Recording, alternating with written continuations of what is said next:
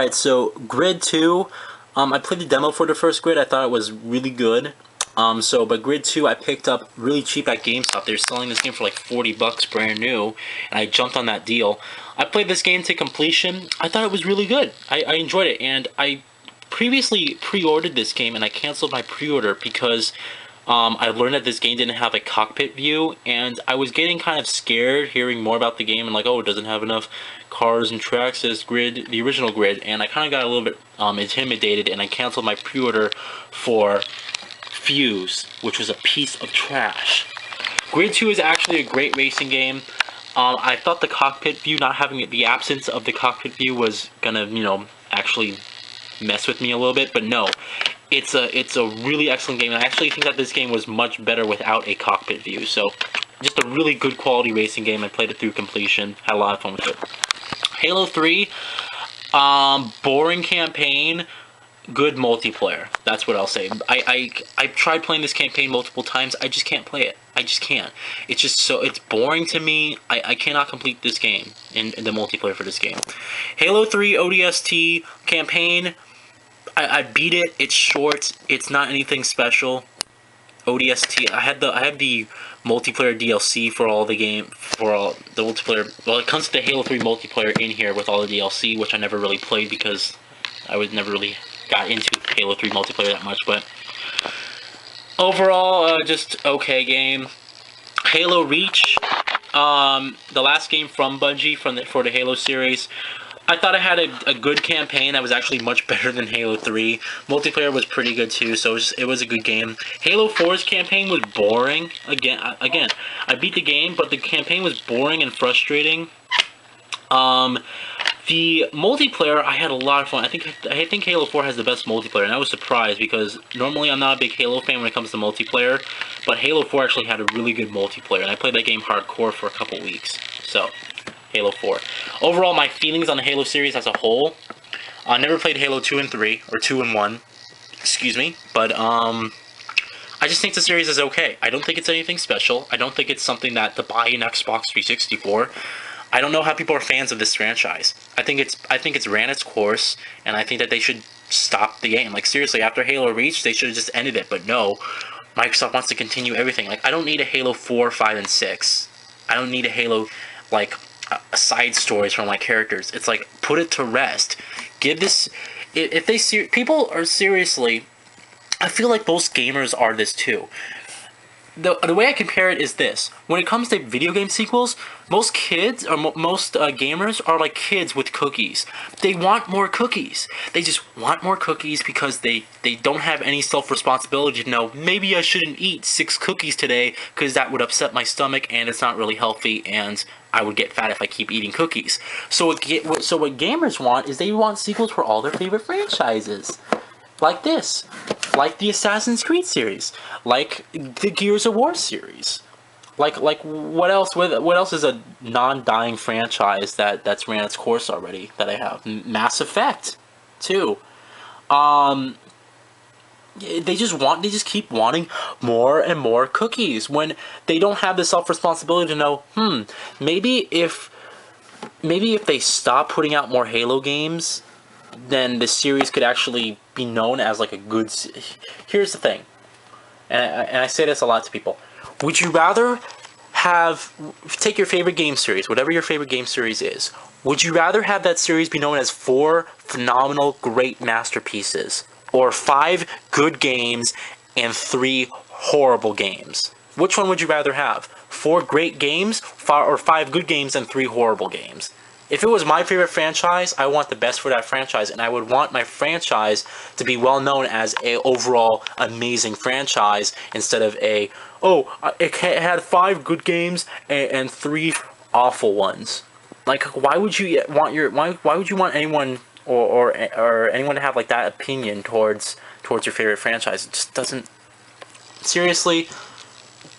Halo needs to die. Halo needs to die. Gears of War, I hope, is dead, but Microsoft has said, we want Gears of War to return. I'm sorry. I don't need a 5th Gears of War. It's been there, done that, and that's all. It wouldn't be a problem if they drastically changed the core gameplay, like, every single time. the Call of Duty series. If they actually change the Call of Duty series to make it, you know, maybe much more like, imagine if they went from Call of Duty 4 and they went from that to like the gameplay of Battlefield 3, a drastic change in overall core gameplay. It's still a first-person shooter, but it looks and it feels different. And I think more people need to implement that instead of just putting out a copy and paste sort of game. Alright, continuing, I'm sorry. I say that. Hitman Absolution, a phenomenal game. I never played the Hitman game before, but this is the first Hitman game I played. Excellent game. I was so surprised. The game has a great story, has great graphics, especially on PC, and I love the stealth mechanics for this game. It's one of my favorite stealth. I think it is actually my overall favorite stealth game. Favorite linear stealth game, I'm gonna say, because Deus Ex Human Revolution is my overall favorite game, but it's more of a stealth action RPG, whereas Hitman Absolution is a stealth action adventure game. So. But I love the stealth in this game. It was phenomenal. So I really enjoyed my time with that. Homefront. This is an interesting game with an interesting premise. I did like the overall, how Korea sort of took over the United States and everything like that, and the rest of the world. I like the overall concept for the story. I do think that it could have been made better. It overall just had generic gameplay. The graphics weren't anything that special. And in the story, the good thing is that the sequel for this game, they actually are making a Homefront 2, and it's being made by Crytek. So now this game's gonna probably, graphically, we already know it's gonna look phenomenal. But I really hope that Crytek, because their story writing are hits and miss sometimes, I really hope that Crytek can really delve into this this game and this game's story and really delve it out more, because I think it has the potential to be something great.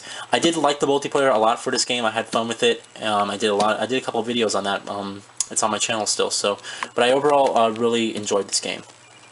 I do think it could have been a lot better, and hopefully Crytek will, you know, showcase the game for next gen. It's gonna look phenomenal. Let's see. Connect Adventures. This game I got for free with my Connect. I played it once. Whatever. The first Mass Effect, I played Mass Effect 2 first, but then I went back and played the first Mass Effect because the whole, the reason behind this series is that you're supposed to have your choices integrate over into the next iteration. I liked the first Mass Effect. Mass Effect 2 was like leaps and bounds better on the game's core gameplay mechanics. But overall, I like the story for Mass Effect. I like the concept. I like the whole, space type of universe that it took place in. Mass Effect 2 was just leaps and bounds better. It's the best in the series, Mass Effect 2, in my opinion. So, and it's just a great game on all fronts. Mass Effect 3 is also a great game. I do think, however, that Mass Effect 3 was disappointing in the fact that it didn't live up to the hype and even surpass that of Mass Effect 2. Overall, though, Mass Effect 3 was a good game. I'm not one of those fans that had like a raging, like, I was just like mad because this game didn't end exactly with my ending. It's kind of disappointing to see the direction that the series was going in, because the developers specifically told us that it wasn't going to be an A, B, and C ending, but they gave it to us anyway. So I think it was honestly EA's fault. I think EA told them, we have to get this game pushed out, and they didn't have any time to like finish the game's writing. Like, this game was only made 2 years after the first one, or the second one, and I just think that they needed more time. If the game came out, to put it in perspective, if Mass Effect 3 came out earlier this year in 2013, I think it could have been an amazing masterpiece. But overall, I really like the Mass Effect series. Mass Effect 2 is great, Mass Effect is good, and Mass Effect 3 is good. BioWare is making another Mass Effect, and I'm sorry, but all I have to say is this. Mass Effect, the series, is so synonymous with Commander Shepard that now that you're creating a new game with a new character, I don't know how we're going to take that. I really don't, because Commander Shepard was like, he was like a part of us. He was such a well-developed character that, I really felt for that guy. So I don't know how Mass Effect 4, if it's even called that, is going to do, but I really do think that BioWare should just leave the series alone and should develop some other cool RPG instead of just another Mass Effect game. So, well, we'll see how it does. Medal of Honor. I liked the campaign for this game. A lot of people didn't. The multiplayer was awful, but the campaign was good. And This game, again, like the first one, it hit that emotional mark, but it didn't really... I feel like the characters could have been much better developed. I feel like the campaign just could have overall been better. Like, first of all, the campaign was developed by a completely different studio, and then DICE made the multiplayer. So, I really didn't understand the whole... I really wish that the game was just developed by one studio, like Medal of Honor Warfighter was, instead of having it handed off to two different studios, because you had two different styles of gameplay with those two studios. And it was just weird. It was really weird. I had fun with this game overall. It's a decent campaign, and it does hit that emotional mark at certain moments. Need for Speed Hot Pursuit is my favorite Need for Speed this generation. I thought it was phenomenal. Excellent gameplay, excellent graphics, and I had a lot of fun with the career mode for this game. It's just an all-around excellent game. So I had a lot of fun with Need for Speed Hot Pursuit. It was great. Need for Speed Most Wanted, I got this game for free from Machinima. They were doing a promotion, and they sent me 2 copies accidentally, so I gave one to my best friend, and I kept the other. But Need for Speed Most Wanted, overall I thought it was a good game. I never played the original Most Wanted, which I know for a lot of people, the original Most Wanted is their favorite Need for Speed to date. But overall, I liked the story mode. I beat the the career mode for Need for Speed Most Wanted. So I did play it to completion, but I had a lot of fun. I liked the driving mechanics. I liked the open world. I thought it had good graphics. It's built with Frostbite 2, I believe, and just an overall great game. Prey, awesome game, really awesome game. I bought this game and played it recently because I'm a huge fan. I was really excited for Prey 2. I just don't know what's going to happen to that franchise. We do know that the game is at least in development, so I just don't know. I hope that Prey 2's core gameplay mechanics don't change from that sort of Blade Runner, Mirror's Edge kind of mixed with Mass Effect type of style of game. I really don't hope that they take away that core gameplay, but I just don't know. Prey, though, was a great game, great campaign. This game reminded me of the first Bioshock. It was just an overall experience, and I really enjoyed it, had a lot of fun with it. It's a good 12-hour campaign in there. It was just a lot of fun, so that is Prey. Now we're going to continue on to the other door. Yeah, there's actually more. There's actually more, guys. Alright, Rage. I overall like this game. A lot of people didn't like it at all. But I thought it was a fun game. I did think that the ending could have been better. It just sort of ends. It doesn't give a clear, concise ending at all. And now that id Software they actually canceled a Rage sequel. We're not getting a Rage sequel at all, but unfortunately. Overall, I liked the game. Had fun with it. I loved the graphics for it, and it was just an overall good game. So that is Rage. Red Dead Redemption. A lot of people are going to be surprised. I didn't really enjoy this game. And here's the reason why. I didn't enjoy it specifically because it's a Western game. That really is the only reason. And I'm sorry, guys. I'm just not into Western games. I don't know what it is. Something for Western games for me just doesn't do it. I cannot get into Western games at all. That dog, I swear to God. I swear. I'm gonna have to close this window if it keeps it up. Seriously, shut the fuck up. Hey, this person leaves their dog out there in the front porch the whole day, so it barks at everything that moves. Anyway, Red Dead Redemption. I beat this game's campaign. I did get the Undead Nightmare DLC. I never beat the Undead Nightmare DLC. I didn't. It bored me. Overall, I think the game was good. It was good quality-wise. It was amazing quality-wise. I just couldn't get into the game, specifically because it was a Western game. I just did not enjoy the Western style. I do think that overall, as it's staying true to the Western theme, I think it did a phenomenal job in that respect. Red Faction Guerrilla, overall, was a great game. Okay, it was a good game. Wasn't great. It was fun. The problem with this game is that it actually forces you to do side missions, which kind of sucks. Like, you cannot complete the rest of the story missions unless you do the side missions first. And the side missions aren't really that fun. They're kind of repetitive. They're kind of like the same thing. This game was a masterpiece in terms of physics. Like, this game had an amazing physics engine where everything was literally destructible. It was just an overall fun game. I never played any of the previous Red Factions before, but I had a lot of fun with Red Faction Guerrilla. I never beat the game, though. I never beat this game. I just got bored of trying to do side missions, and I didn't like how the game forced you to do side missions. I think if they remade a Red Faction for next gen, I think it could be a really good, overall, great game. So, here's hoping for another Red Faction coming this gen. Remember me?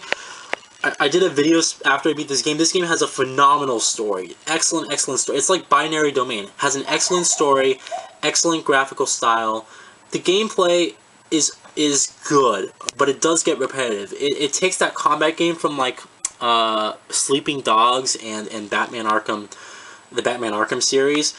It does hand-to-hand combat, but overall, it's not nearly as perfected as well as those games, and it's just not. It's just the gameplay. The gameplay needs tweaking, and I think if they made it more cinematic with the gameplay, and just made it much more of a smooth experience instead of this like static type of experience that you get with the overall game. But overall, Remember Me has an amazing story, and I definitely recommend you play this game. It's a brand new IP from a brand new developer studio, and I think as a first outing, I think this is an amazing debut. So I really hope that Don't Not Entertainment they focus there. Maybe this game will get a sequel. I really don't know, but I think if it does get a sequel, Remember Me Too. That doesn't really sound that great, but if it does get a sequel or whatever, I do think like a spiritual successor. I really do think that they could really make this game great. I really do. Singularity. This game is an overall awesome game. It has a really surprisingly interesting campaign, great graphics, a lot of fun with the campaign. It's scary. It's also very action-oriented, and this game's just a lot of fun. I had a lot of fun with Singularity. I thought it was a great game. So yeah, great game. Sleeping Dogs, another great game as well. A lot of people kind of panned this game for being sort of, oh, it's a generic open-world adventure game. I'm sorry, I had a lot of fun with it. I do wish that there was more to do outside of the world. Like, again, if they just include like Grand Theft Auto activities and stuff like that, I think it could be a really awesome game. But overall, I had a lot of fun with this game. I played it through to completion. I tried to do everything I possibly could, and I really loved this game. I thought it was just awesome. I thought it had an awesome campaign, and I cannot wait. The developers are developing a spiritual successor to Sleeping Dogs, and I cannot wait until that comes out. I think that's going to be an awesome game. Spec Ops: The Line has one of the most interesting, most awesome campaigns like ever. Like, the story for this game is an experience. It really is. The story for this game makes you feel for the characters. The gameplay mechanics are sort of generic. It's like the generic third-person shooter, but it's not. It's still enjoyable, and they do have these action-oriented moments. But the story for this game is just phenomenal on all fronts. It's a story that makes you really understand the grittiness of war, and an excellent setting for the game, Dubai. I can't remember any game that takes place in Dubai, for that matter. But just awesome game. Awesome game for its story. Split Second is an amazing, fun driving game. I had a lot of fun with it, and it's just an overall fast-paced game. I previously was going to get Blur over this, but after playing Split Second, because I rented it previously, I was like, wow, this game is awesome. And Blur turned out to be total crap. I was surprised because, you know, this game is made by like the Disney Interactive Studios, but this game's awesome. It's one of the most fun, fast-paced, intense driving games I've ever played. Just an awesome game. Test Drive Unlimited. This is an awesome game as well. It's open world, but it sort of has these RPG MMO elements where you can go and you can buy your own house, you can buy your own cars, you can customize your character's look and feel, and it's just an awesome game. I think the concept for this game is magnificent. I think it did need to be developed more, and if it is ever developed more, I think this game could be phenomenal. Now we're moving on to Test Drive Unlimited 2. So they improved on the driving mechanics for Test Drive Unlimited, because Test Drive Unlimited had some odd, kind of stiff driving mechanics, but Test Drive Unlimited 2, overall, I think it was good. Again, I just think if this game was handled like a different developer, and it's kind of unfortunate, the development studio who makes this game, they got laid off. Like, the whole studio got closed down. So we'll never see a sequel to this game unless someone buys the series from Atari. But really, I think this series has the potential to be something incredible if it is developed by the right studio. I really do. But overall, I really enjoyed these games. These two games for what they are. and for the concept for them. I think it has an amazing concept. If they can just be developed, you know, better by maybe a different studio or whatever, I think it can be just one of the best racing games ever. The Elder Scrolls V Skyrim, I don't like fantasy games at all, and I kept procrastinating to get this game, and then everyone's like, "Oh, get this game, get this game." Sorry, guys. And I decided to get the game, and I kind of took the same chance with Borderlands, but unlike Borderlands 2, where I just didn't enjoy the game, I thought Skyrim was phenomenal. I really did. I was so surprised because I hate fantasy. That fantasy sort of, you know, dragons and dungeons and cast magical spells at wizards and elves. That's just not into. I'm just not into that at all. And Skyrim was just a phenomenal game. I had a lot of fun with it, and I'll definitely be checking out any of the Elder Scrolls series as they release in the future. I think it's going to be an awesome game. Excellent graphics. Had a lot of fun with the story. Like, I got sucked into a side mission which was 2 hours long that had nothing to do. It felt like it was part of the story campaign, but it had nothing to do with the campaign of the game at all. It was just a side story, and it felt amazing to play something like that. So it was just an awesome game.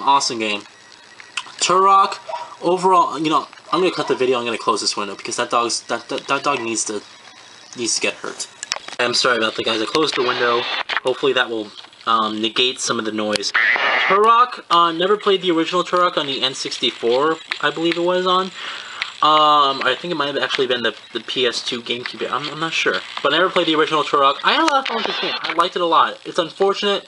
The studio just released concept images for Turok 2. They're actually making a Turok 2, but it got quickly canceled after development. It's unfortunate because I think this game, if it had a sequel, could have been phenomenal. But I think it has good graphics. I enjoyed the gameplay, and I actually did like the story, even if it's a bit cliche at times. But overall, I just really had a lot of fun with Turok. I liked the multiplayer a lot too. The multiplayer was actually really fun. I was surprised.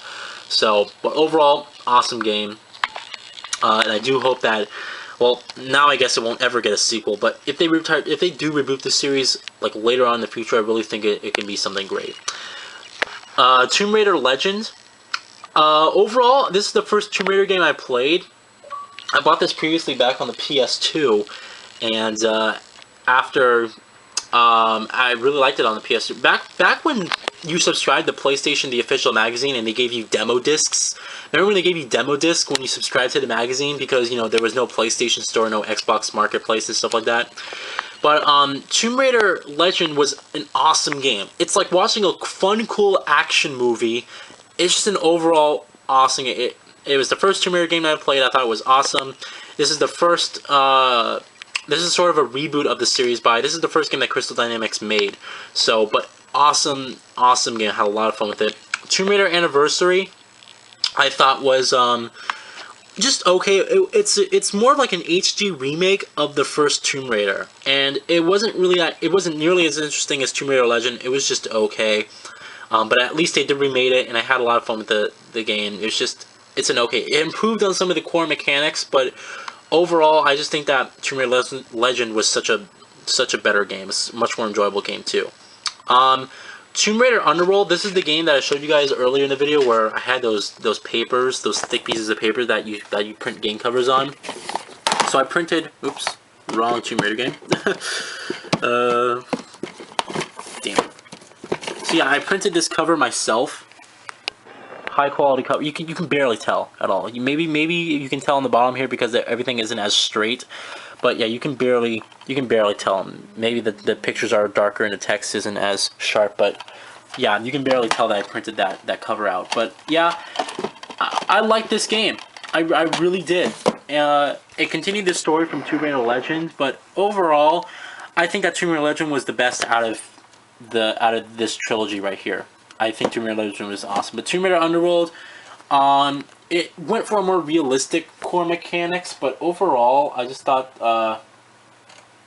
overall, I just thought that it had a fun game, it had a fun campaign, Enjoyable story, great graphics, but just the gameplay was just okay. And I think that it going for a more realistic approach didn't suit the acrobatic feeling of the overall game. This game, Tomb Raider Underworld felt like Lara Croft was a simulator, whereas Tomb Raider Legend felt like she was like an arcade character where you can do flips and jumps and stuff like that. But this game went for sort of realistic movement, and I think it did well in that respect.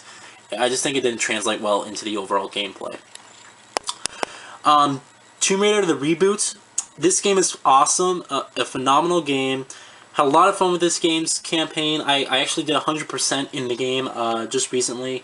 I went back and I went through all went and got all the collectibles and you know, did all the stuff on different parts of the island. I had a lot of fun with this game. I liked the story.